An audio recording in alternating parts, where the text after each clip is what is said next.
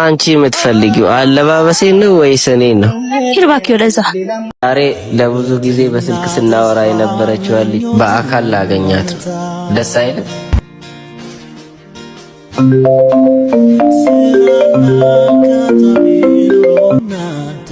ወይ እየጠበቅኩ እኮ ነው። ይኸው በቃ ጠብቂኝ፣ ደርሻለሁ እዛ። እሺ ደጋግሜ ብገስጸው ባሰበት ሁሌ ብሰይ ባሰበት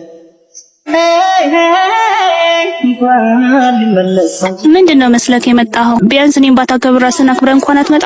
ኧረ እናቱ እንደዚህ እኮ አይባልም። ስታወራ ደህና ሰው መስለኝ ነበረ። እኔ ለፊት ከማለት በፊት መጀመሪያ ራስን ቀይር እሺ። አንቺ የምትፈልጊው አለባበሴን ነው ወይስ እኔን ነው? ይርባክ ወደዛ።